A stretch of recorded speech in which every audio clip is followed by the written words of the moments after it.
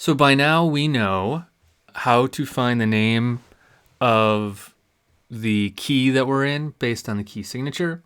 We know how to find all the notes in that scale once we know the name of it. And we know how to build some chords using it. 7 of them, actually. And then actually, no, more than 7, because we know how to build the 7 chords that are in the diatonic chord progression. And then we can build 7 more that are sevenths.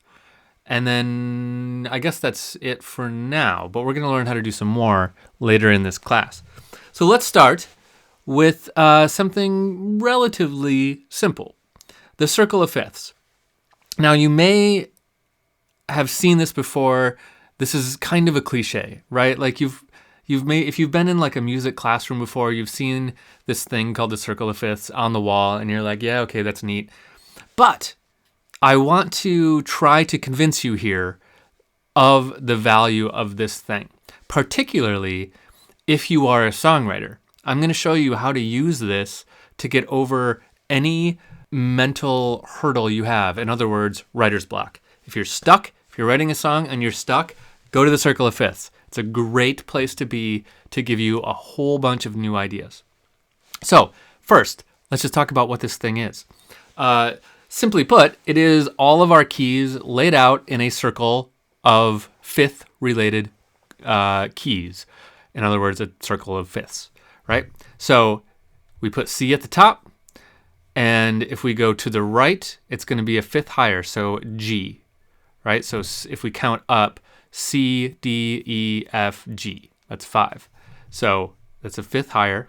So then we're on G. If we count up 5 notes, we get to D.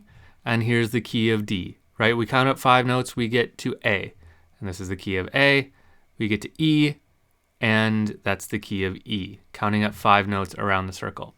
Now, let's look at, before we go any further, let's look at some of the kind of interesting things that pop up when we do this.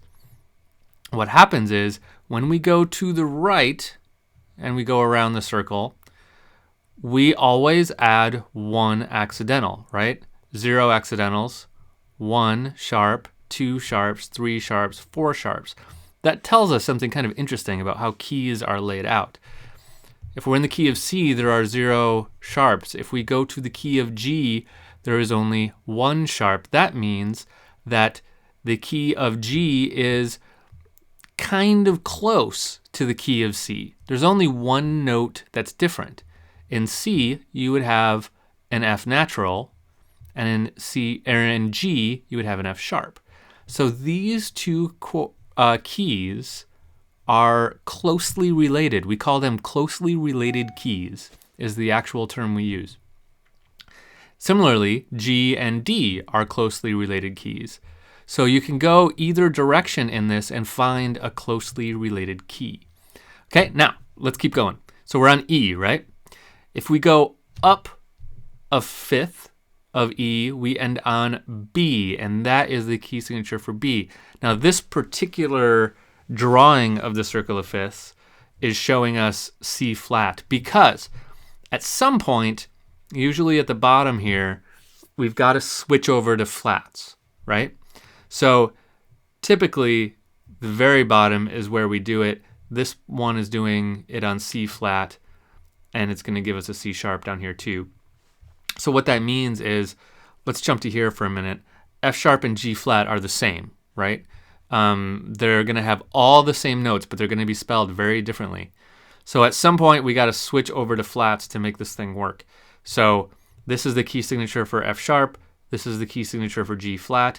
They're all the same notes, but they're spelled completely differently. But the way they sound will be the same. So we overlap here just so that we can kind of transition to flats going forward. And you'll see a bunch of different ways of drawing the circle of fifths. This one shows the key of C flat down here. It's kind of weird. They don't all do that. Some of them look different. That's okay. They all basically show the same thing. So let's keep going. B, up a fifth, gets us to F sharp or G flat, whatever. Let's go G flat to transition to flats. Up a fifth gets us to D flat. And there's a key signature for D flat and C sharp if you like. D flat up a fifth is to A flat, up a fifth to E flat, up a fifth to B flat, up a fifth to F, up a fifth from F gets us back to C. So it makes a complete circle. Okay, so let's look again at how our accidentals behave when we go around in that circle. So we add a sharp, we add two sharps. Well, from here to here we add a sharp. From C to D we add another sharp. So we're always adding one sharp, right? Here we're down to 5 sharps. F sharp, 6 sharps. If we stay and do C sharp, we're at 7 sharps. But let's jump back and switch to G flat here. So we're at 6 flats, and now now that we're in flats, we're gonna lose one at every turn. So G flat to D flat, 5 flats, A flat 4, 3, 2, 1, and then back to 0, right? So every neighbor is a closely related key. For example, if you're in the key of B flat, and you want to find a closely related key, this is telling you 2 options, F or E flat. Both of them are only one accidental different than B flat, right? So those are closely related keys. Now I'm going to talk about how that factors into songwriting and things in a minute. I want to point out one more thing here. Remember in the previous class when we talked about inversions, right? So what's the inversion, or in other words, what's the opposite of a fifth? It's a fourth, right? A perfect fifth, if inverted, is a perfect fourth, which means we might call this the circle of fourths if we start here and go to the left. C up a fourth is going to be F. Up a fourth is going to be B flat. Up a fourth is going to be E flat. That'll work all the way around. So it's a circle of fourths if you go to the left around it, and a circle of fifths if you go to the right. Okay? Shows us all our key signatures and all our closely related keys. That is the value of the circle of fifths, and that is what it is.